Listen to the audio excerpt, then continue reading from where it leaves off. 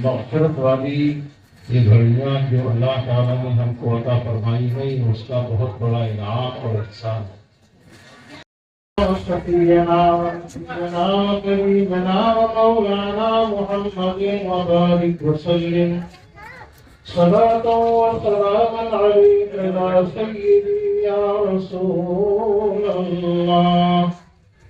حضرت سیدنا انس بن مالک، حضرت سیدنا ابو ہریرہ رضی اللہ تعالی عنہما سے مروی ہے، اللہ کے رسول صلی اللہ تعالی علیہ وسلم ارشاد فرماتے ہیں: من نسی الصلاة علی اخطا طریق الجنة یوم القیامہ، جو دنیا میں مجھ پہ درود پڑھنا بھول جائے گا، قیامت کے دن وہ جنت کا راستہ بھول جائے گا۔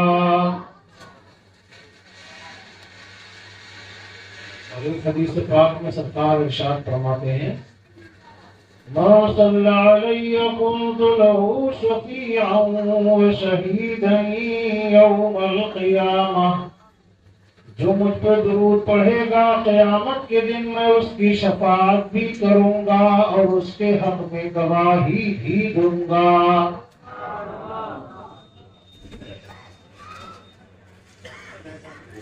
اور یہ حدیث پاک تو بہت مشہور ہے: من صلی علی مرۃ صلی اللہ علیہ عشر مرات، جو مجھ پہ ایک مرتبہ درود پڑھتا ہے اللہ تعالیٰ اس پر 10 رحمتیں نازل فرماتا ہے۔ ایک بار اور سبحان کے ساتھ درود و سلام پڑھ لیجیے۔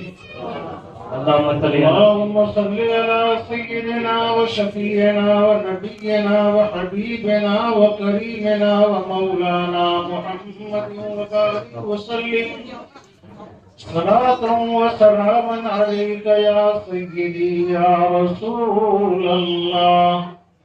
جو کچھ دیر میری باتیں سننا چاہتے ہوں وہ یہاں تشریف رکھیں، اور جو انٹرٹینمنٹ کے لیے بیٹھے ہیں کہ ذہنی طور سے کچھ عیاشی ہو جائے، وہ براہ کرم یہاں سے تشریف لے جائیں تاکہ ان کو دیکھ کے مجھے جو الجھن ہو رہی ہے وہ الجھن ختم ہو جائے۔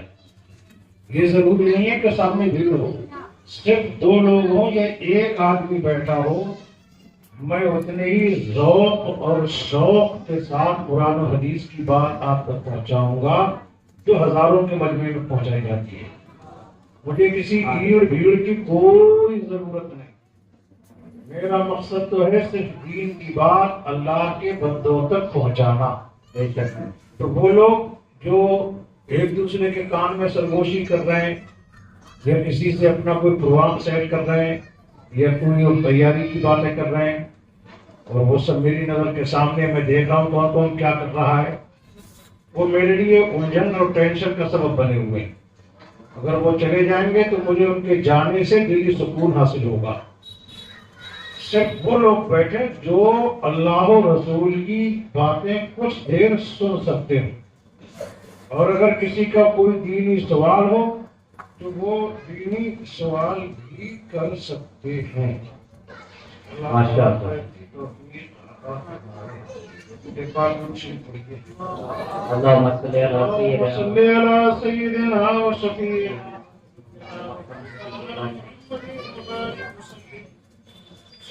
و سلام علیک یا سیدی یا رسول اللہ، سلام علیک یا سیدی یا حبیب اللہ۔ میں قرآن کریم کی آیت کریمہ کی تلاوت کی، اللہ تعالیٰ ارشاد فرماتا ہے: یا ایھا الناس انتم الفقراء واللہ هو الغنی الحمید۔ اے لوگو، تم سب کے سب محتاج ہو اور اللہ بے نیاز قابل حمد ہے۔ دنیا میں جو بھی ہے سب کے سب کس کے محتاج ہیں؟ زور سے بولو، کس کے؟ ماشاء اللہ، کوئی بھی کیوں نہ ہو، سب کوئی بچا ہوا نہیں ہے، کوئی نکلا ہوا نہیں کہ یہ محتاج ہے وہ محتاج نہیں، جو بھی ہے سب کے سب اللہ کے محتاج ہیں۔ دنیا میں جس کے پاس جو کمال اور جو بھی نعمت ہے وہ صرف اللہ کی دی ہوئی ہے۔ یہاں ایک عقیدے کی بات عرض کر دوں، اللہ تعالیٰ کسی کا محتاج نہیں ہے، اس کا نہ کوئی مشیر ہے نہ کوئی وزیر ہے۔ وہ کچھ کام کرنے کے لیے ایسا نہیں کسی سے مشورہ کرتا ہو کہ مجھے یہ کام کرنا، یہ ٹھیک رہے گا کہ غلط رہے گا، کسی سے مشورہ نہیں لیتا، وہ مشورے سے پاک ہے۔ ہاں وہ اپنی حکمت سے اپنے بہت سے فیصلے اپنے بندوں کو بتا دیتا ہے۔ جیسے حضرت آدم علیہ السلام کو پیدا کرنا ہوا تو فرشتوں کو بتا دیا، وَإِذْ قَالَ رَبُّكَ لِلْمَلَائِكَةِ إِنِّي جَاعِلٌ فِي الْأَرْضِ خَلِيفَةً۔ اور یاد کرو جب تمہارے رب نے فرشتوں سے کہا کہ میں زمین میں خلیفہ بنانے والا ہوں، فرشتوں سے مشورہ نہیں لیا تھا۔ تم سوچتا ہو کہ اللہ تعالیٰ نے فرشتوں سے مشورہ دیا؟ فرشتوں کو اللہ نے اپنا فیصلہ بتایا تھا بظاہر مشورے کی صورت میں، مگر وہ مشورہ نہیں ہے، اللہ نے اپنے فیصلے سے ان کو آگاہ کیا۔ تو عقیدے کی بات یہاں جو بتانا ہے وہ یہ ہے کہ اللہ کی یہ حکمت ہے اور یہ اس کی قدرت ہے کہ بہت سے کمالات اور بہت سے اختیارات، بہت سے تصرفات وہ اپنے محبوبین کو عطا فرماتا ہے۔ انبیاء کرام کو، مرسلین اعظام کو، اولیاء ابرار و صالحین کو بہت سے کمالات اور اختیارات عطا فرماتا ہے، لیکن اس کا یہ مطلب نہیں ہے کہ اللہ کو اس دنیا کا نظام چلانے کے لیے اس کی اس کی فلاں کی کوئی ضرورت تھی۔ اس ضرورت کی وجہ سے اللہ تعالی نے کائنات کے نظام کی جو چیزیں ضروری ہیں وہ کام بانٹ دیے تاکہ معاذ اللہ کی کچھ ذمہ داریاں کم ہو جائیں، کچھ بوجھ گھٹ جائے، کچھ انتظامی چیزیں ہیں وہ ڈیوائڈیشن ہو جائے۔ ایسا کچھ نہیں ہے، اس نے جس کو جو کام سونپا ہے یہ صرف اور صرف اس کی قدرت کاملہ اور حکمت بالغہ، جس میں سے بہت سی حکمتوں کے تحت ایک حکمت یہ ہے کہ اللہ جس کو جو خوبی دیتا ہے وہ اس کو اعزاز بخشنا چاہتا ہے تاکہ اس کی عزت اور عظمت کو ظاہر و باہر فرما دے، ورنہ اللہ محتاج نہیں ہے۔ وہ اللہ، اس کی شان تو یہ ہے ایک آن میں پوری کائنات کی ایک ساتھ صداؤں کو، التجاؤں کو سن کے پورا فرما سکتا ہے، اس پر وہ قادر ہے۔ کسی کام میں تو کسی کا محتاج نہیں، نہ کسی نبی کا، نہ کسی ولی کا، نہ کسی رسول کا، نہ کسی جن کا، نہ کسی فرشتے کا۔ اس کی شان تو یہ وَإِذَا قَضَىٰ أَمْرًا فَيَقُولُ لَهُ كُن فَيَكُونُ، جب وہ کچھ کرنا چاہتا ہے صرف اتنا فرماتا ہے کن ہو جا، فَيَكُونُ، تو وہ چیز ہو جاتی ہے۔ کسی چیز کو پیدا کرنے میں کسی کا محتاج نہیں ہے۔ ہاں اس نے اپنی محبوبین کی شان ظاہر فرمانے کے لیے ان کو بہت سے کمالات، بہت سے اختیارات، بہت سے تصرفات و اعزازات عطا فرمائے ہیں تاکہ ان کی شان ظاہر کی جا سکے۔ انبیاء کرام علیہ الصلوۃ والتسلیمات کو جو کمالات اللہ تعالیٰ نے عطا فرمائے ہیں، جو معجزات عطا فرمائے ہیں، تو اگر اللہ رب العزت چاہتا تو بغیر معجزات کے بھی اس کے دین کی تبلیغ ہوتی رہتی، لیکن معجزات اس نے انبیاء کرام کی شان ظاہر کرنے کے لیے ان کو عطا فرمائے۔ تو ہم سب اللہ کے محتاج ہیں، اللہ بے نیاز قابل حمد ہے۔ إن يشاء يذهبكم ويأتي بخلق جديد، فرماتا ہے اگر اللہ چاہے تم سب کو ختم کر دے اور تمہاری جگہ نئی مخلوق پیدا فرما دے۔ وما ذلك على الله بعزيز، اور یہ اللہ کے لیے کوئی دشوار نہیں ہے کہ وہ تمہیں ختم کر دے اور تمہاری جگہ دوسری مخلوق لے آئے۔ یہاں ایک حدیث شریف ذہن میں آتی ہے،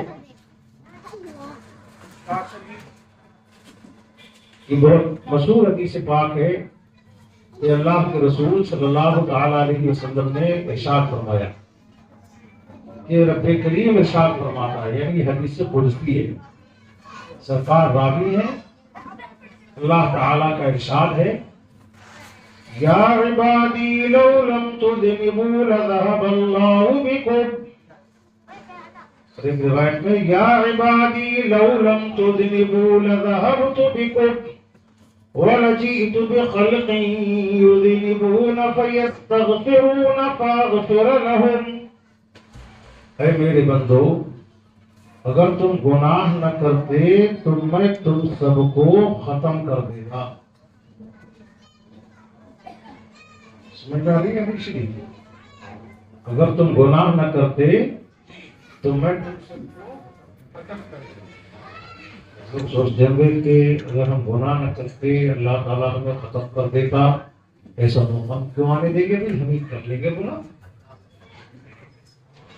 گناہ کرتے رہیں گے تاکہ ہم بنے رہیں اس دنیا میں، ختم ہی ہو سکنا۔ ظاہر نہیں سمجھ میں آیا نا؟ فرمایا لو لم تذنبوا، اگر تم گناہ نہ کرتے، لذهبت بكم، میں تمہیں ختم کر دیتا، وَلَجِئْتُ بِخَلْقٍ يُذْنِبُونَ، اور تمہاری جگہ ایسی مخلوق پیدا کرتا جو گناہ کرتی۔ اگر میں اتنی حدیث بیان کر کے چلا جاؤں، گردن پوری والے مجھے دعا دیں گے، بد دعا؟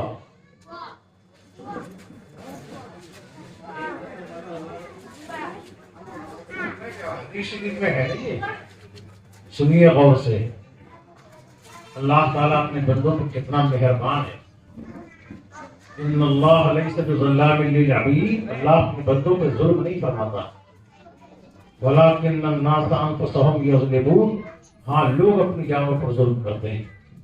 اللہ تو بے پناہ رحمت فرماتا ہے بندوں پر، یہ ہمارے اپنے اعتبار سے کمال رحمت ہے کہ فرمایا کہ اگر تم گناہ نہ کرتے تو تمہیں ختم کر دیتا اور تمہاری جگہ ایسی مخلوق پیدا کرتا جو گناہ کرتی۔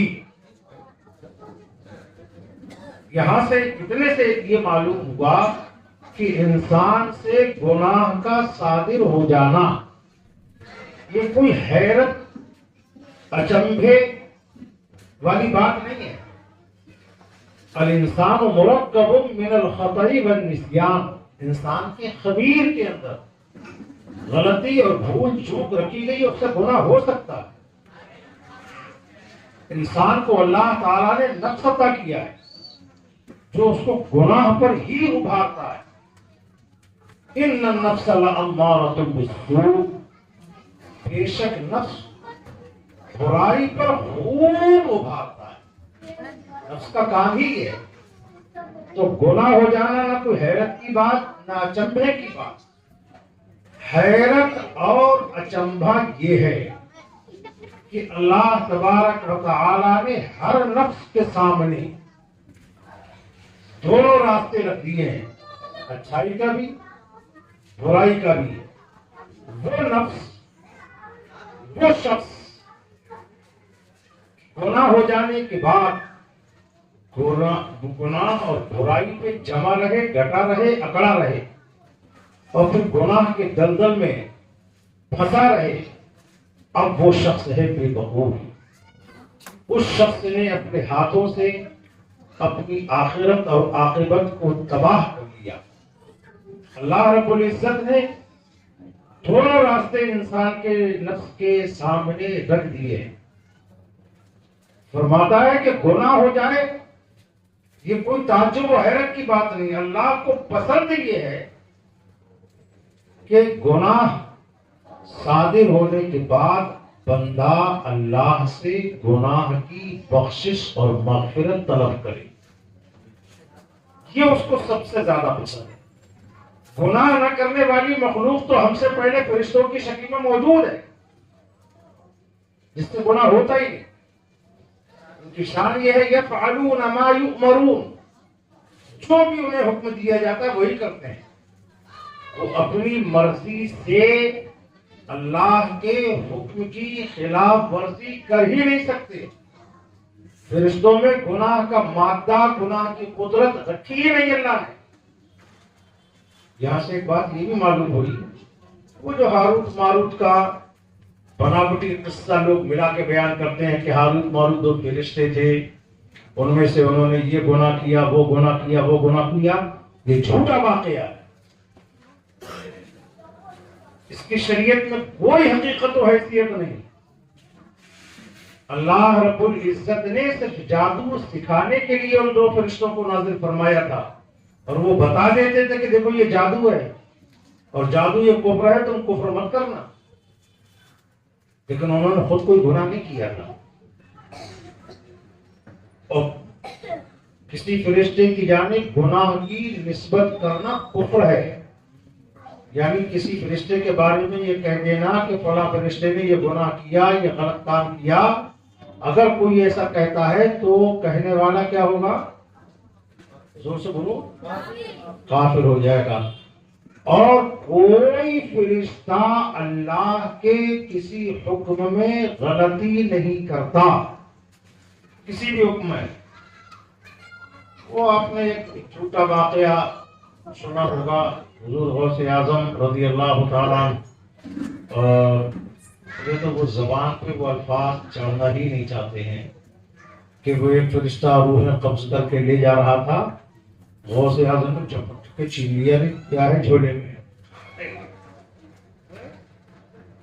تو غوث اعظم کو جلال آ گیا، تو وہ جھولا چھین کے اس دن جتنی روح قبض کی تھی سب اڑا دی۔ زور سے بولو معاذ اللہ۔ یہ مجھے طرح رنگ بھر کے بیان کرتے ہیں، میں تو کر ہی نہیں سکتا تھا، میری زبان پہ وہ لفظ چڑھتے ہی نہیں۔ اللہ تعالیٰ اس طرح کے اتنے گمراہ کن واقعات، قصے، کہانیاں، داستانیں اس قوم کے حوالے کر دی گئی۔ اچھا، بڑا بڑا موٹا چوغے والا، پوغے والا، پکڑ والا اور بڑے بڑے اونچے نام والے، میں کیا نام لوں، اس سے بیان کرے پھر رہے ہیں، کوئی اوپیوں دھوبیوں کے واقعے، میں کیا ہوں نہ پیرے نقشبندی، میں غوث اعظم کا دھوبی، بڑے بڑے جانے کیا کیا بیان کرے کرتے ہیں۔ اللہ تعالیٰ ہماری حفاظت فرمائے۔ میرے عزیز بھائیوں، اس وقت ضرورت اس چیز کی ہے کہ دین کو صحیح معنی میں سمجھ کر اس پر عمل کیا جائے۔ مجھ تک بڑی خبریں پہنچتی رہتی ہیں جا بجا سے، دیکھو دین کی جب بات آ گئی، دینی مسئلہ جب تک اچھی طرح معلوم نہ ہو کسی کو ہرگز مت بتائیے۔ عوام کے لیے تو حکم یہ ہے کہ دین کا جو مسئلہ آپ کو معلوم ہو، آپ اگر بھلائی چاہ رہے ہو اپنی اور اپنے گھر والوں کی اور دوستوں احباب کی، تو اس دینی مسئلے پر آپ خود عمل کرتے رہیے۔ ہاں، اگر آپ کو بالکل جیسے دن میں 12 بجے سورج چمکتا ہے اسی طرح مضبوط طریقے سے مسئلہ معلوم ہو تو آپ جس کو بہتر سمجھیں اس کو بتا سکتے ہیں، اور اگر نہ بتائیں تب بھی آپ پر کوئی شرعاً الزام نہیں ہے کہ دین کے احکام اللہ کے بندوں تک پہنچانا یہ عوام کی ذمہ داری نہیں، یہ اہل علم کی ذمہ داری ہے۔ جھوٹ بولنا گناہ، چوری کرنا گناہ، زنا بھی گناہ، مگر یہ وہ گناہ ہے کہ گناہ کرنے والا جن سے یہ گناہ صادر ہو وہ خود مجرم ہے، مگر غلط مسئلہ بتا دینا ایسا گناہ جسے ایک صدقہ جاریہ ہوتا ہے اور ایک گناہ جاری ہوتا ہے۔ گناہ جاری یہی ہے کہ غلط مسئلہ بتا دیا، اب اس نے جس کو بتا دیا اس نے دوسرے کو، دوسرے نے تیسرے کو، اب وہ کس کو بتائے گا کوئی پتہ نہیں، کوئی ٹھکانہ نہیں۔ آج کل یہ بلا اتنی عام ہو چکی ہے، جس کے چہرے پہ داڑھی یا ٹوپی کرتا پائجامے میں ہے، یا جو کہیں مسجد کی امامت کر رہا ہے، یا مؤذن ہو گیا، یا لوگ اپنے طور پہ اس کو سمجھتے ہیں کہ یہ کوئی حافظ جی کہتا ہے، کوئی مولا جی کہتا ہے، کوئی مولانا کہتا ہے، اب اس سے مسئلہ پوچھ لیا، اب اس کو یہ تو آتا نہیں ہے، یا اس کے بس میں یہ تو ہے نہیں کہ وہ کہہ دے کہ بھئی مجھے یاد نہیں ہے، میں کسی سے پوچھ کے بتاؤں گا، نہ، وہ وہی فور اسی جگہ جیسے کسی نے سوال کیا فوراً بتا دے گا، چاہے وہ غلط ہو یا صحیح ہو، اس سے اس کو کوئی لینا دینا نہیں۔ اگر نہیں بتایا تو اس کی ناک کٹ جائے گی، اور ناک کٹ جائے گی تو یہ کیسے جیے گا سماج میں؟ اس کا جو نفس ہے نا وہ اس کو جینے نہیں دے گا کہ میں کیسے نکل کے جاؤں گا، اس نے مجھ سے مسئلہ پوچھا تھا، اب میں جا رہا ہوں نکل کے، تو کہے گا یہ وہ ہے جن کو مسئلہ نہیں پتا، یہ وہ ہے جن کو مسئلہ نہیں پتا۔ حضرت سیدنا امام مالک کی بارگاہ اس وقت کے ایک عظیم امام حضرت سیدنا سعد رضی اللہ تعالیٰ عنہ، یہ بھی امام وہ بھی امام، حضرت سعد بن لیث مصر کے رہنے والے، حضرت امام مالک مدینہ منورہ میں، حضرت سعد بن لیث تک حضرت امام مالک کے علم و فضل و کمال و اجتہاد و استنباط خبریں پہنچتی تھی، اور ان کو کہا جاتا تھا عالم مدینہ۔ حضرت سعد بن لیث کو حضرت امام مالک سے ملاقات کا بہت شوق ہوا کہ چل کے ملاقات کرتے ہیں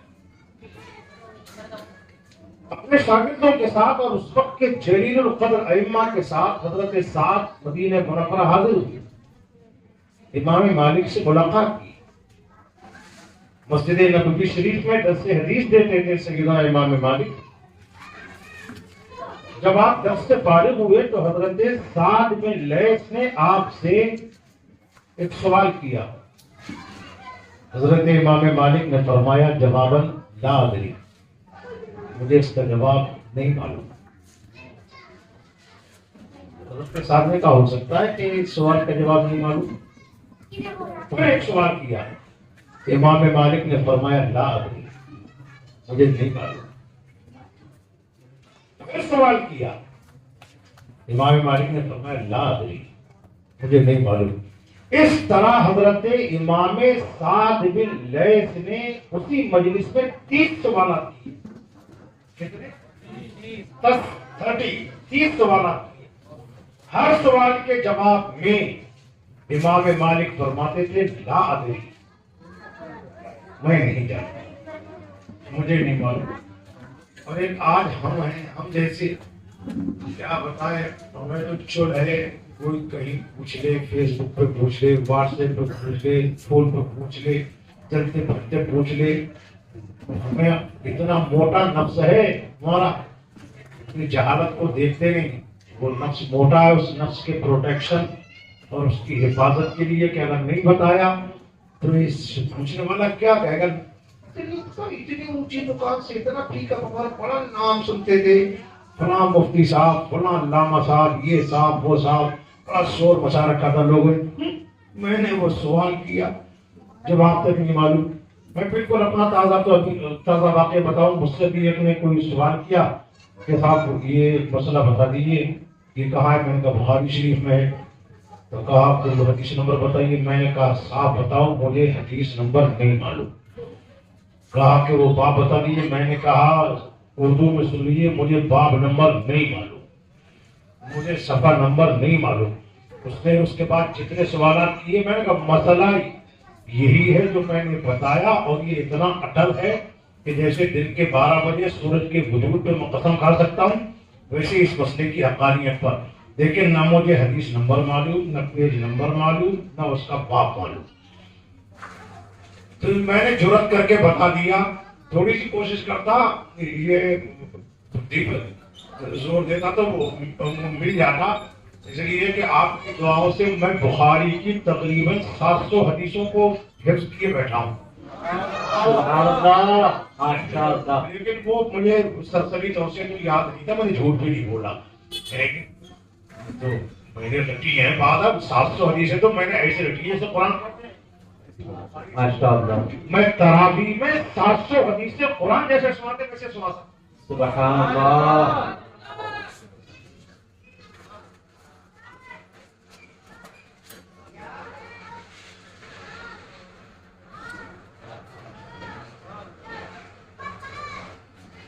تو حضرت سیدنا امام مالک رضی اللہ تعالیٰ نے 3 سوالات ہوئے.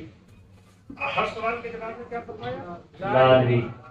حضرت سیدنا امام محمد بن حسن شیبانی, جو سیدنا امام اعظم رضی اللہ تعالیٰ عنہ کے جلیل القدر شاگرد ہیں, اور ہم جس مذہب کی تقلید کرتے ہیں اور کہلاتے ہیں حنفی, اس کے محرر اور مدبر ہیں.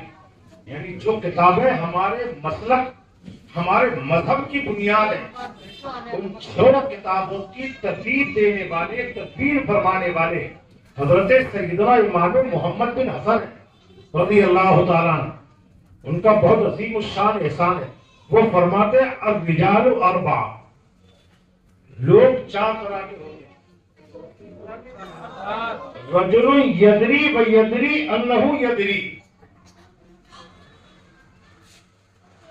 رجل یدری و یدری انہ یدری. ایک وہ مرد جو یہ جانتا ہے کہ ہاں میں جانتا ہوں. ایک وہ مرد جو یہ جانتا ہے کہ ہاں میں جانتا ہوں. ایک مرد یہ ہوتا ہے. تو حضرت امام محمد فرماتے ہیں فذاک عالم فاستفیدوا, ایسا شخص عالم ہے, اس سے فائدہ حاصل کرو. رجل یدری و یدری انہ یدری, یعنی ایک وہ شخص جو علم رکھتا ہے اور اس کو یہ بھی علم ہے کہ میں علم رکھتا ہوں. کچھ لوگ بولتے ہیں جن کے پاس علم تو ہوتا ہے لیکن ان کو یہ پتہ نہیں ہوتا کہ ہمیں علم ہے. اس کی زندہ کی جاگتی مثال ہے حافظ. وہ حافظ جو غیر عالم ہو, وہ حافظ جو کہ غیر عالم ہے, سینے میں پورا قرآن ہے نا, پورا قرآن. کون سی ایسی چیز ہے جو قرآن میں نہ ہو؟ وَمَا مِنْ غَائِبَةٍ فِي السَّمَاءِ وَالْأَرْضِ إِلَّا فِي كِتَابٍ مُبِينٍ. آسمان و زمین کی ہر غائب چیز کا بیان روشن کتاب میں موجود ہے. تو حافظ قرآن جانتا تو ہے لیکن وہ یہ جانتا ہے کہ وہ نہیں جانتا. غریب کو کچھ پتہ ہی نہیں ہے. پورا قرآن سینے میں موجود, مگر کوئی فائدہ اس کو حاصل کر سے. زور سے بولو ہوا کچھ نہیں. بلکہ میرا اپنا تجربہ تو یہ ہے کہ اگر کوئی صرف حافظ و عالم نہ بنے تو صرف حافظ ہونے کا مطلب یہ ہے کہ اس نے اپنی جہالت پر مہر ٹھکوا لی. اب حال یہ ہے کہ اب وہ نہ جاننے کے باوجود سمجھتا ہے ہم ہیں پڑھے لکھے. اب اگر اسے کوئی مسئلہ معلوم کر لے تو وہ یہ تو کہہ نہیں سکتا کہ مجھے نہیں معلوم, اب وہ گمراہ کرے گا. یہ کوئی دین کی خدمت نہیں ہے. ہندوستان جیسے ماحول میں بچوں کو صرف حافظ بنا کے چھٹا چھوڑ دینا یہ کوئی خاص خدمت نہیں ہے.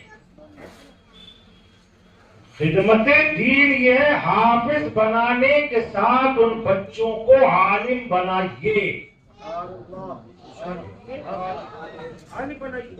ورنہ مجھے آپ بالکل اپنی تھوڑی سے ذہن پہ زور دے کے بتائیے، یہ موبائل ہے، اس موبائل میں کسی سے بھی قرآن شریف ریکارڈ کروا دو، اس کی میموری میں قرآن جمع ہو گیا کہ نہیں ہو گیا؟ نہیں ہو گیا؟ اب اس کو آپ پلے کر کے لگا دو، یہ سنا دے گا کہ نہیں؟ حافظ سے مضبوطی سے سنائے گا۔ حافظ تو اس کو متشابہ لگتے ہوں گے، جا بجا قرآن پڑھتے ہوئے یہ آیت چھوڑ دی، وہ آیت چھوڑ دی، یہاں ادھر ملا دیا، ادھر ادھر ملا دیا۔ یہ تو اس کو ٹھیک ٹھیک تم سنا دو، اس کی میموری میں سیو ہو جائے، غلطی کرے گا۔ یہ اچھا حافظ ہوا کہ وہ اچھا حافظ ہوا؟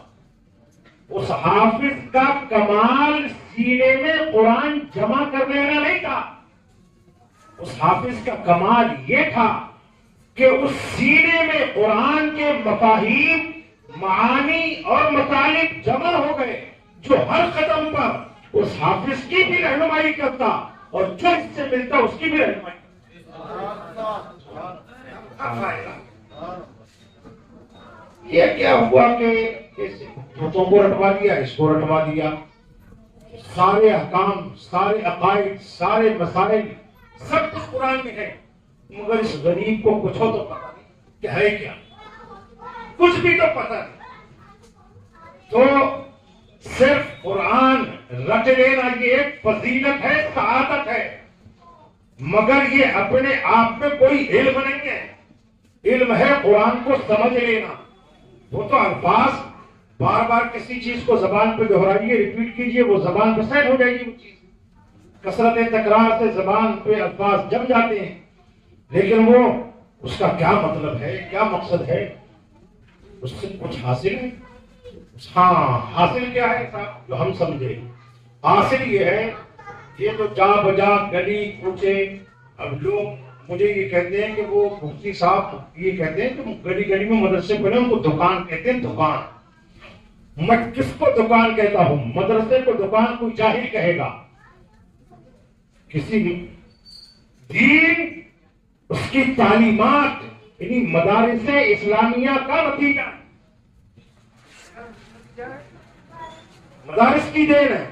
ہاں، تیجا، 10واں، 20واں، حلوہ، گونڈا، مانڈا، پراٹھا، 11ویں، 12ویں، توشا، سہن، نیاز، برسی، ان کے لیے بچے بلا لو، یہاں سورہ بقرہ پڑھوا دو، وہاں سورہ یاسین پڑھوانے کے لیے، وہاں سورہ ملک پڑھوانے کے لیے، دکانوں میں بھوت، فیکٹریوں میں بھوت، گھروں میں بھوت، اس پہ جن، اس پہ جن۔ یعنی قرآن اور ان مدرسوں کا کام کیا؟ قرآن ہے بھوت اتارنے کی کتاب، بندش سے کھولنے کی کتاب، برکتیں لانے کی کتاب، اور یہ ہیں چھوٹے چھوٹے اتنے بڑے، یہ ہے وہی ایجنٹ جو بھوت بھگاتے پھر رہے ہیں۔ وہ میری دکان پہ سورہ بقرہ پڑھوا دینا، کیا ہو گیا تھی دکان؟ اس کی بھی چلتی ہے، اس کی بھی چلتی ہے، میری نہیں چلتی، تیری نہیں چلتی ہے، تو کیا ہوگا؟ سورہ بقرہ سے برکت دور ہو جائے گی۔ ابے اللہ کے بندے، بے شک قرآن شفا ہے، مگر جانتا ہے اصلی بے برکتی کی وجہ کیا ہے؟ اصلی بے برکتی کی وجہ تو خود ہے۔ قرآن کریم ارشاد فرماتا ہے، قرآن کریم سے سنیے کہ یہ جو انسان کی روزی میں، کاروبار میں جو بے برکتیاں آتی ہیں، وَأَمَّا الْإِنسَانُ إِذَا مَا ابْتَلَاهُ رَبُّهُ فَأَكْرَمَهُ وَنَعَّمَهُ فَيَقُولُ رَبِّي أَكْرَمَنِ۔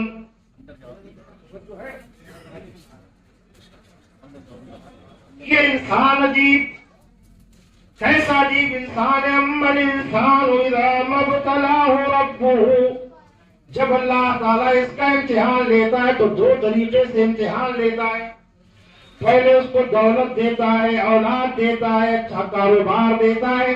اما الانسان اذا ما ابتلاه ربه، انسان کو جب اللہ تعالیٰ آزماتا ہے تو آزمائش کی ایک صورت یہ ہے فَأَكْرَمَهُ وَنَعَّمَهُ، اللہ تعالیٰ سماج میں، محلے میں، گلی میں، گاؤں میں، بستی میں، شہر میں خوب عزت دیتا ہے، جنت سے گزرتا ہے، لوگ کھڑے ہو جاتے ہیں، سلامی سر سلام سر سلام سر سلام، لوگ ادب سے جھک جاتے ہیں. فاکرمہ، لوگوں کے بیچ اس کی عزت کو خوب عام فرما دیتا ہے، اور زبانی ظاہری عزت ہی نہیں، وَنَعَمَهُ، اور اس کو خوب نعمتیں عطا کرتا ہے، کاروبار بھی اچھا، دولت بھی اچھا، گھر بھی، گاڑی گھوڑے بھی.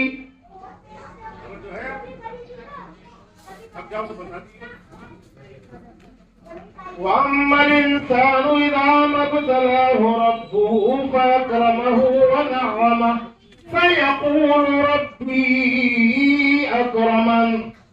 جب اللہ تعالیٰ عزت کے ذریعے، دولت کے ذریعے، نعمت کے ذریعے، شہرت کے ذریعے نوازتا ہے کسی کو، تو یہ نہیں سمجھتا، بس ہر جگہ یہ کہتا ہے میرے پیر کا کرم، میرے پیر کا کرم، میرے پیر کا کرم، میرے شیخ کا. اس کو کاروبار میں فائدہ ہو، آپ کا کام کیسے چلا؟ میرے پیر و مرشد کا کرم ہے. آپ کے یہاں سنا تھا کہ آپ کی بیوی امید سے تھی، کوئی بچہ؟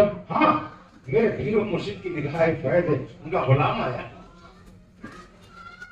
یعنی اللہ اس کو یاد ہی دیشے. ایسا ہے کہ بولو ہے نہیں، چلتے پھولتے اٹھتے بیٹھتے، پیر کا کرم، شیخ کا کرم، فلاں کا کرم، فلاں کا کرم، خواجہ کا کرم، غوث کا کرم. میں ان کرموں کا مخالف نہیں ہوں، میں خود قادری ہوں، انہی کرموں کے سائے میں جیتا ہوں. مگر اس کو یاد رکھیے، یہ نعمت، یہ دولت، یہ عزت، یہ شہرت، تم اس کو کہتے ہو فیضان. ڈیڑھی سے چلے غریب نواز کے دربار میں پہنچے، اولاد نہیں ہوتی تھی، بیٹا مل گیا. میرے خواجہ کا مجھ پہ کرم ہے، فیضان ہے کہ بیٹا ہو گیا. بیٹے کو فیضان کہتے ہیں کہ اس کا فیضان ہے بہت سے کھانے غریب نواز کا. اچھا، کام نہیں چلتا تھا، اجمیر گیا، کلیئر گیا، بغداد گیا، کچوچا گیا، بدایوں گیا، کسی بھی اللہ کے محبوب کے دربار میں پہنچا اور واپس آیا تو کاروبار کرنے لگا، چلنے لگا کاروبار. بڑا خوش ہے، میرے پیروں کا، شیخوں کا، بزرگوں کا، اللہ کے محبوبوں کا مجھ پہ بہت کرم ہے. یہ خصوصی فیضان ہے غریب نواز کا. اب تو ہر چھٹی اجمیر میں گزرتی ہے، ہوتا ہے نا. ٹھنڈے دل سے مجھے تھوڑی دیر سن لینا. کہتا ہے کام کا چلنا، اولاد کا ملنا، مصیبتوں کا دور ہو جانا، کہتا ہے یہ فیضان ہے. کیا ہے؟ قرآن سے جب پوچھتے تو قرآن فیضان کہتا ہے کہ کچھ اور کہتا ہے؟ قرآن کہتا ہے یہ فیضان نہیں، یہ امتحان ہے. وَأَمَّا الْإِنسَانُ إِذَا مَا ابْتَلَاهُ رَبُّهُ فَأَكْرَمَهُ وَنَعَّمَهُ فَيَقُولُ رَبِّي أَكْرَمَنِ. یہ اللہ کی جانب سے جو تمہیں عزت ملی، دولت ملی، شہرت ملی، اولاد ملی، تم اس کو فیضان کہتے ہو. قرآن کہہ رہا ہے کہ یہ فیضان نہیں بلکہ اللہ کی جانب سے تمہارا امتحان ہے.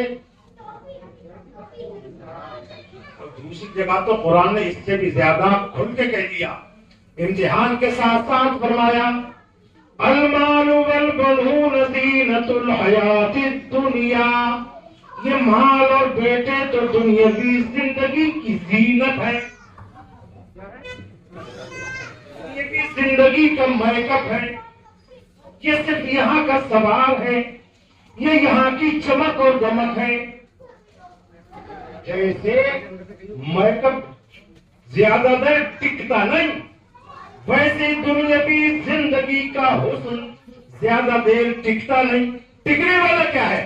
فرمایا والباقیات الصالحات خیر عند ربک ثوابا وخیر عملا. یہ دنیاوی زندگی کا حسن، وہ مال ہو کہ بیٹے ہوں، یہ ٹکنے والے نہیں، یہ صرف یہاں کا میک اپ ہے، یہاں کی زینت ہے، ظاہری آرائش و پیرائش ہیں.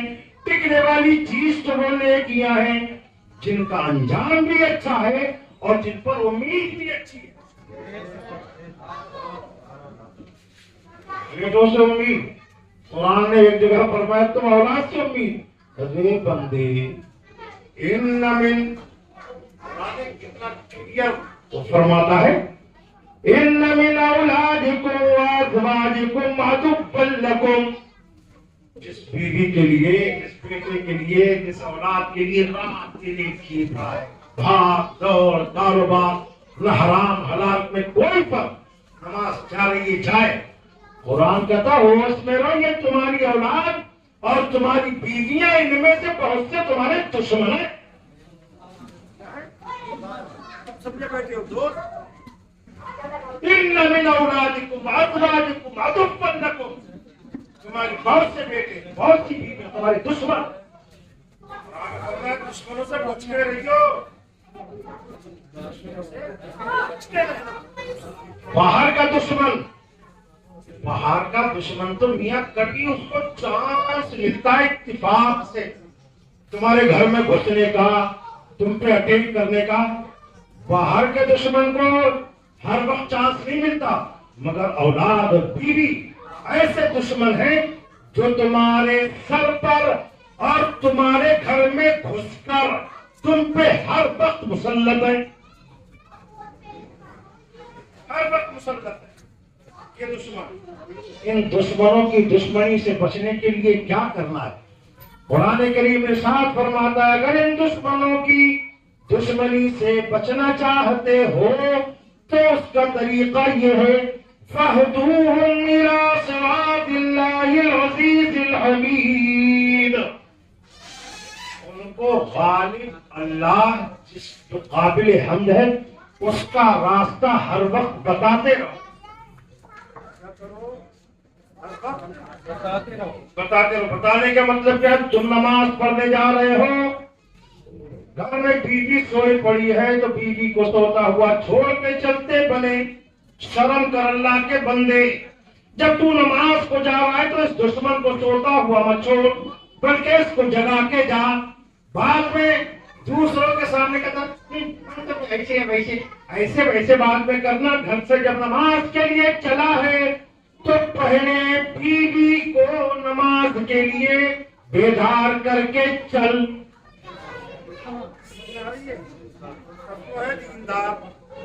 کیا ہے؟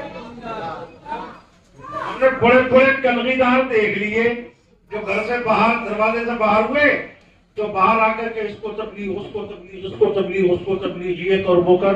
گھر کا جب جائزہ لیا تو نہ بیوی کنٹرول میں ہے، نہ بیٹا کنٹرول میں ہے، نہ بیٹی کنٹرول میں.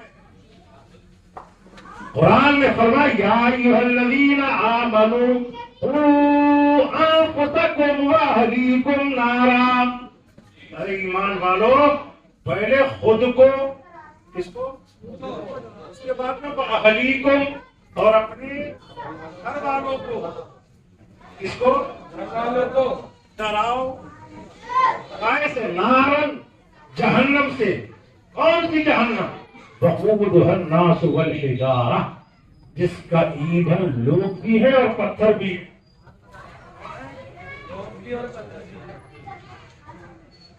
میں ان لوگوں سے کیا کہوں، عوام سے کیا شکوا؟ لوگ کہتے ہیں مولانا، کوئی کہتا ہے حافظ جی، کوئی کہتا ہے مفتی صاحب، کوئی کہتا ہے علامہ صاحب.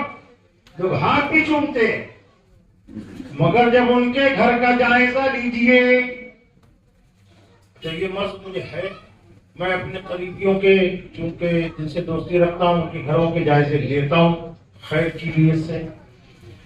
تو جب گھر کا جائزہ لیجئے تو پتہ یہ چلتا ہے کہ یہ باہر جیسے ہیں اندر ویسے نہیں ہیں.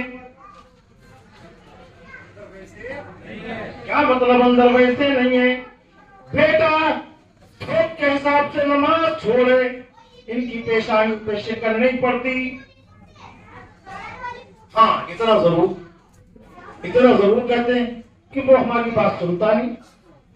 تو میں مسئلہ عرض کر دوں، اگر بیٹا بالغ ہو جائے باپ نہ سنے تو باپ کو چاہیے کہ اس بیٹے کو گھر سے نکال کے باہر کھڑا کر دے. بالغ بیٹے کا نفقہ تو باپ کے اوپر ویسے بھی واجب نہیں.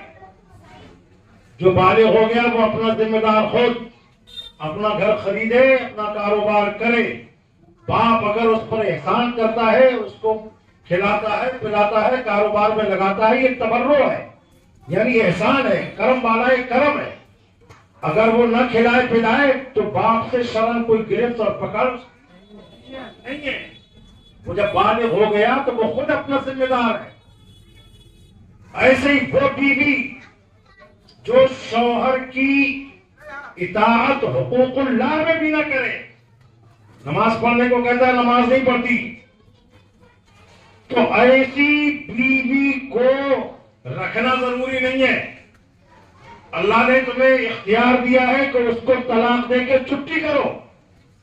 ایسی بیوی لاؤ جو نمازوں کی پابندی کرے، اس بوجھ کو اپنے گھر میں مت رکھو جو نمازیں نہ پڑھے، اس لیے کہ بے نمازی عورت اس کے ذریعے سے جو نسل وجود میں آئے گی وہ اس کی دنیا اور آخرت کی تباہی اور بربادی کا سامان ہوگی۔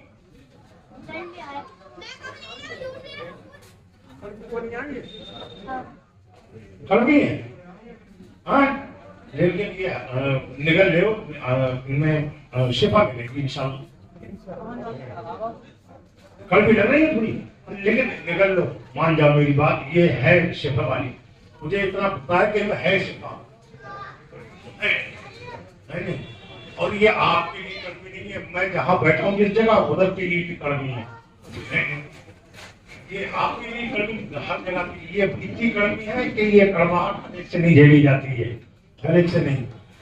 بات یہاں سے چلی تھی کہ ضرورت اس کی ہے کہ علم دین کو عام کیا جائے، علم دین کو عام کیا جائے۔ علم دین کیا ہے کہ جو آپ کی ضرورت ہے دینی، اگر آپ کا بچہ ضروریات دین، ضروریات اہل سنت کو نہ سمجھ پائے، نہ جان پائے، خالی وہ مذہبی قاعدہ پڑھ لیا، قرآن پڑھ لیا، میرے عزیز، میرے بھائی، یہ ضروریات دین پوری نہیں۔ اس سے اتنا ہوا کہ نماز میں قرآن کریم کا جو پڑھنا فرض ہے، تجوید سے اگر آپ نے پڑھنا سیکھ لیا تو نماز کے ایک رکن کی ادائیگی درست ہو جائے گی، ادائیگی درست ہو جائے گی۔ لیکن دین کے تقاضے پورے نہیں ہوں گے۔ دین کے تقاضے پورے اس وقت ہوں گے جب علم دین آپ کے بچے بچیاں حاصل کر لیں۔ ورنہ تو میاں اسی لیے قرآن سیکھا سکھایا جاتا ہے کہ اس کا بھوت اتر جائے، اس کا جن بھاگ جائے، اس کی دکان کی بندش ختم ہو جائے۔ اچھا، بندشیں بھی بڑی خطرناک ہوتی ہیں، دکان کی بندش، مکان کی بندش، کاروبار کی بندش، اور ایک بندش ہے کوک کی بندش۔ بندش ہے یا اللہ کتنی کوک کی بندش، تو کون کر لیا بندش؟ کون ہے اتنا پاورفل؟ وہ ہمیں دکھاؤ تو صحیح، اس میں ہے اتنی پاور۔ بیٹھا ہوا ہے فٹ پاتھ پہ، نہیں 200-300 روپلی بمشکل تمام کماتا ہے، جھکی جھوپڑی میں رہتا ہے اور لوگوں کی تقدیریں بنانے کی بات کرتا ہے کہ ہاں تم آؤ، تمہاری قسمت میں یہ نہیں ہے، وہ ہو جائے گا، وہ نہیں ہے، یہ ہو جائے گا، فلاں ٹھکان۔ فٹ پاتھ پہ رہنے والا لوگوں کی تقدیر بنانے کی بات کرتا ہے، اس سے بڑا جھوٹا جاہل کون ہو سکتا ہے؟ اس سے بڑا جاہل کون؟ اور اس کے بس میں ہے کیا؟ قرآن کریم نے تو ارشاد فرمایا، شیطان کیا کر سکتا ہے؟ شیطان، اس کی ضروریت، اس کے بس میں کیا ہے؟ إِنَّهُ لَيْسَ لَهُ سُلْطَانٌ عَلَى الَّذِينَ آمَنُوا وَعَلَى رَبِّهِمْ يَتَوَكَّلُونَ۔ شیطان کا ایمان والوں پر اور اللہ پہ بھروسہ رکھنے والوں پر کوئی بس نہیں چلتا، کوئی قابو نہیں چلتا۔ کس نے فرمایا یہ؟ قرآن کی بات سچی ہوگی کہ وہ بھوت کی بات سچی ہوگی؟ یہ آنترک تانترک، یہ گندا کرنے والا، تعویذ کرنے والا، وہ سچا ہوگا کہ قرآن کا فرمان سچا؟ چلتا کس پہ داؤ ہے قرآن کا؟ وہ بھی قرآن نے فرما دیا، إِنَّمَا سُلْطَانُهُ عَلَى الَّذِينَ يَتَوَلَّوْنَهُ وَالَّذِينَ هُمْ بِهِ مُشْرِكُونَ۔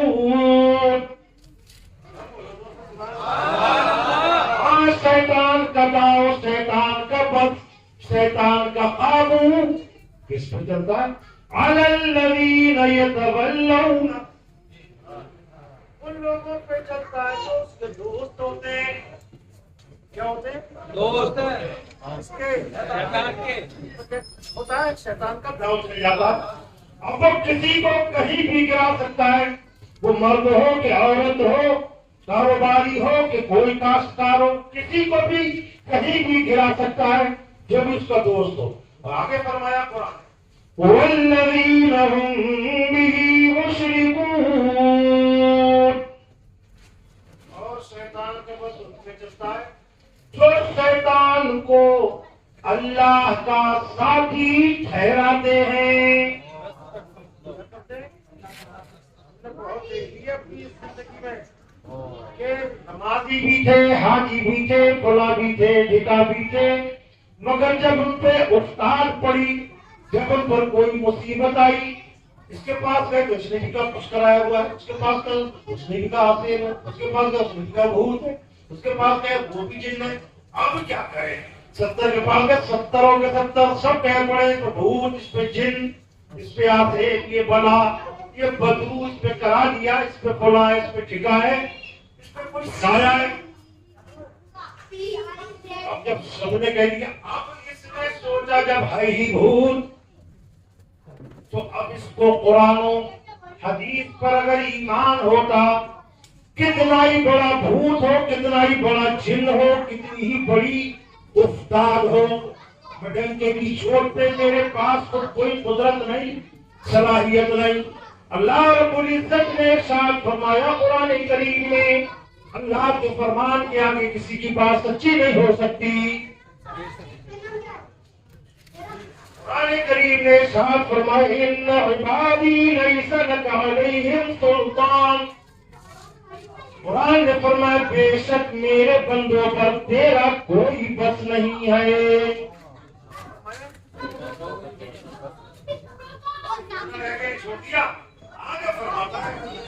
وَكَفَى بِاللَّهِ وَكِيلًا، ادھر ادھر بھاگتا کیوں پھرتا ہے؟ تیری حفاظت کے لیے، تیری نگہداشت کے لیے اللہ کافی ہے.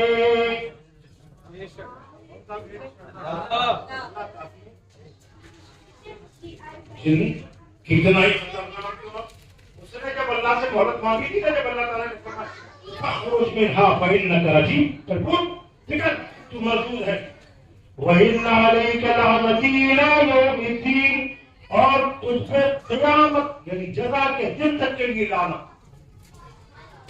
تو اب یہ کہنے لگا پروردگار ربی فَأَنظِرْنِي إِلَىٰ يَوْمِ يُبْعَثُونَ، کہا پروردگار مجھے قیامت تک کی مہلت دے دے. قیامت تک کی مہلت.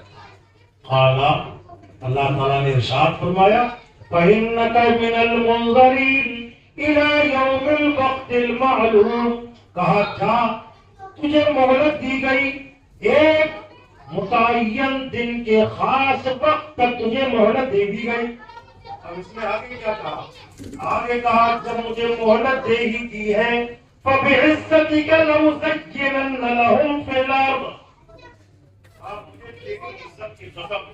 زمین میں جتنی چیزیں ہیں، جتنی بھی چیزیں سب میں تیرے بندوں کے لیے سجا دوں. قرآن کے پاس لَأُزَيِّنَنَّ لَهُمْ، میں ان کے لیے سجا دوں گا. شیطان کی سجاوٹ دیکھیے، جو عورت کسی کے نکاح میں ہوتی ہے کچھ دن کے بعد اس کو بری لگنے لگتی ہے، دوسرے کی عورت سجا دیتا ہے. نام محرم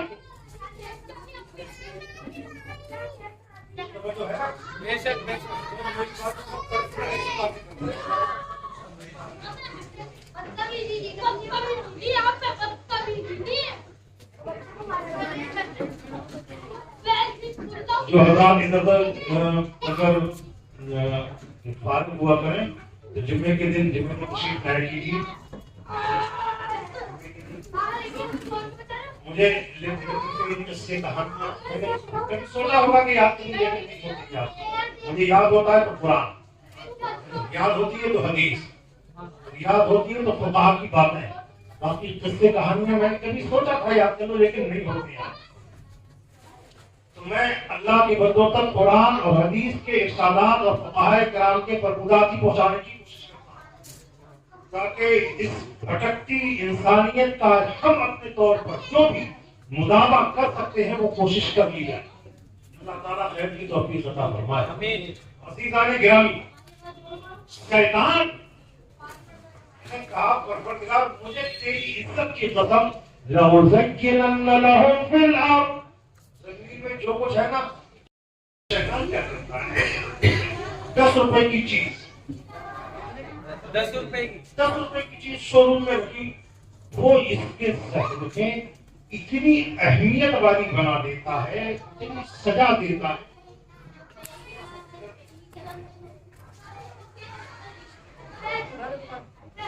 صرف 10 روپے کی چیز ہے، کوئی دیکھ تو نہیں رہا، اٹھایا اٹھا کر کے جیب میں رکھ دیا. یہ 10 نہیں 100 روپے تو پھینک دیتا کھا کے، لیکن مرا کہتا ہے 10 روپے کی چیز ہے. انجام کار کیا ہوتا ہے 50,000 روپے کی سیلری سے ہاتھ ہو گئے، اس سے ملک جاتی ہے. یہ کیا ہوتا ہے؟ یہ شیطان سجاتا ہے اس کے ذہن میں. کیا کرتا ہے؟ شیطان سجاتا ہے. امرود لینے گیا ٹھیلے پہ، سیب لینے گیا یا کوئی چیزیں لینے گیا، اچھا آدھا پیسے والا کچھ اٹھایا، بکری کی طرح کھائے گا، یہ اس کے 10 گنا زیادہ کی پاور اور قوت رکھتا تھا. مگر شیطان نے نا اس کو اتنا اتاوڑا بنا دیا، اتنا جلد باز ہے. قرآن میں فرما دیا نا انه كان ظلوما جهولا، انسان بہت بڑا ظالم نہیں کہا قرآن نے، انه كان ظلوم مبالغے کا صیغہ ہے، بہت بڑا ظالم. اور جاہل نہیں کہا جہولا، یہ بھی مبالغے کا صیغہ، بہت بڑا جاہل ہے. آنکھوں پر پردے پڑ جاتے ہیں، پٹی پڑ جاتی ہے. ٹھیلے پہ گیا منہ پوری دیکھ رہا، اس کے پاس اتنے پیسے ہیں کہ پورا ٹھیلا خریدے، مگر نا جو دانے اٹھائے گا توڑے گا کھا لے گا. یہ چوری ہے. کیا یہ چوری ہے؟ اس کو یہ احساس نہیں کہ میں نے کیا کر لیا. اس کو احساس کب ہوگا؟ یودع رجل یوم القیامت علی المیزان، قیامت کے دن ایک شخص کو میزان عمل پہ لایا جائے گا. وَتُوزَنُ سَيِّئَاتُهُ وَحَسَنَاتُهُ، اچھائیاں برائیاں دونوں توڑی جائیں گی، صرف ایک نیکی.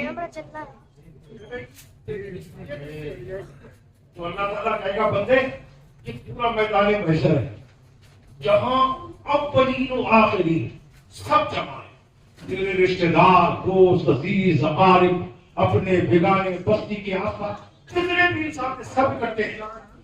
ہم تجھے چھوڑ دیتے ہیں، تجھے اختیار پورے میدان محشر میں جا، کسی سے بھی ایک نیکی لیا، جنت میں چلا. یہ اتنا خوش ہوگا اپنے دل میں، کنز المال کی حدیث پاک ہے، اتنے دل میں اتنا خوش ہوگا میرا پروردگار کتنا مہربان ہے کہ پورے میدان میں صرف ایک چھوٹی سی سب سے کم درجے کی نیکی ہوگی.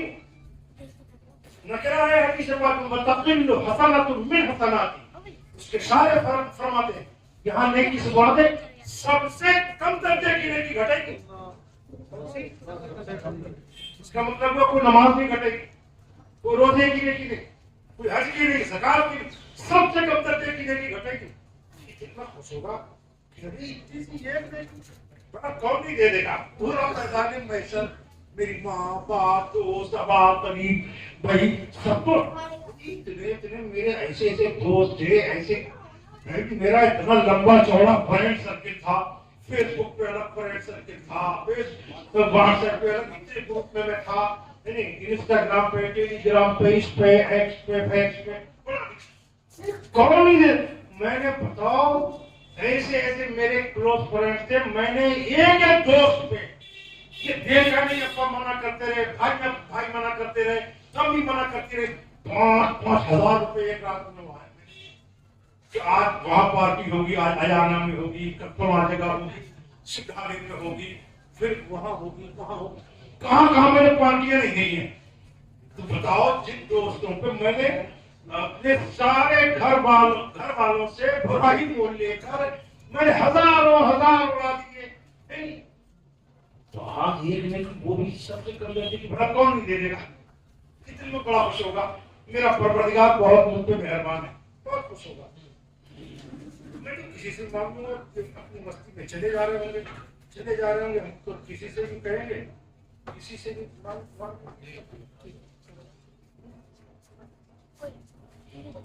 تو یہ اپنی مستی میں جا رہے ہوں گے, کسی سے بھی کہہ دیں گے. لیکن چلتے چلتے اس کے لاسٹ میں ذہن میں چھوڑ گیا کہاں کسی کے پاس جانا, دوست کے پاس, فلاں کے پاس. ہمیں تو جلدی جانا ہے, یہاں گرمی بھی لگ رہی ہے بہت. اچھا خاصا گرمی ہوگی, ہمیں بھی ایک چیز کا مسئلہ ہے. چھوڑ بالکل ایک دم سیکیور والا کام کرتے ہیں, اپنے اس کے پاس کوئی کھٹکا ہی نہیں.